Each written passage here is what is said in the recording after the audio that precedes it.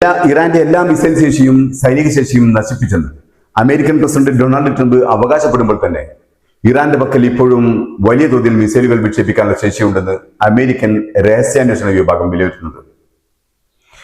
ചുരുക്കത്തിൽ ഇറാന്റെ മിസൈൽ കരുത്തിന് കാര്യമായി കുറവൊന്നും സംഭവിച്ചിട്ടില്ലെന്നാണ് അമേരിക്കൻ രഹസ്യാന്വേഷണ ഏജൻസികളുടെ കണക്കുകൾ സൂചിപ്പിക്കുന്നത്. അവർ വിലയിരുത്തുന്നത് കഴിഞ്ഞ 5 ആഴ്ചകളിലായി അമേരിക്കയും ഇസ്രായേലും സൈനിക കേന്ദ്രങ്ങൾ ലക്ഷ്യമാക്കി തുടർച്ചയായി ആക്രമണം നടത്തിയിട്ടുണ്ട്. ഇറാന്റെ പക്കലുള്ള മിസൈൽ വിക്ഷേപണ സംവിധാനങ്ങളിൽ പകുതിയോളം ഇപ്പോഴും സുരക്ഷിതമാണെന്ന് US രഹസ്യാന്വേഷണ വിഭാഗം വിലയിരുത്തുന്നു.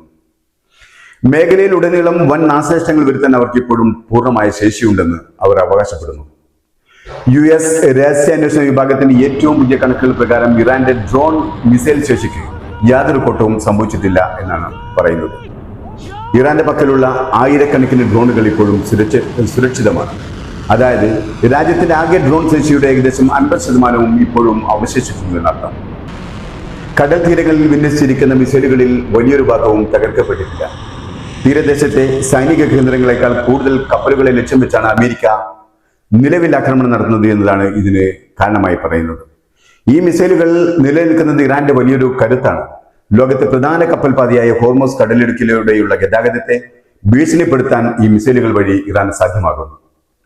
പ്രസിഡന്റ് ഡൊണാൾഡ് ട്രംപും ഭരണകൂട ഉദ്യോഗസ്ഥരും പരസ്യമായി അവകാശപ്പെടുന്ന സമ്പൂർണ്ണ സൈനിക വിജയത്തെക്കാൾ സങ്കീർണവും എന്നാൽ വ്യക്തവുമായ ഒരു ചിത്രമാണ് ഇറാന്റെ നിലവിലെ സൈനിക ശേഷിയെക്കുറിച്ചുള്ള അമേരിക്കൻ രഹസ്യാന്വേഷണ വിവരങ്ങൾ നൽകുന്നത്. ഇറാനിലെ 13,000-ഓളം കേന്ദ്രങ്ങളിൽ ഇതുവരെ ഇസ്രായേലും അമേരിക്കയും ആക്രമണം നടത്തിയിട്ടും ഇറാന്റെ ശക്തിയിൽ കാര്യമായ മാറ്റം വന്നിട്ടില്ല എന്നത് ഈ റിപ്പോർട്ടുകൾ സൂചിപ്പിക്കുന്നത്. മിസൈൽ വിക്ഷേപണ സംവിധാനങ്ങൾക്ക് പുറമെ ഇറാന്റെ പക്കൽ വലിയൊരു മിസൈൽ ശേഖരം തന്നെയുണ്ടെന്നും രഹസ്യാന്വേഷണ റിപ്പോർട്ടുകൾ സൂചിപ്പിക്കുന്നു.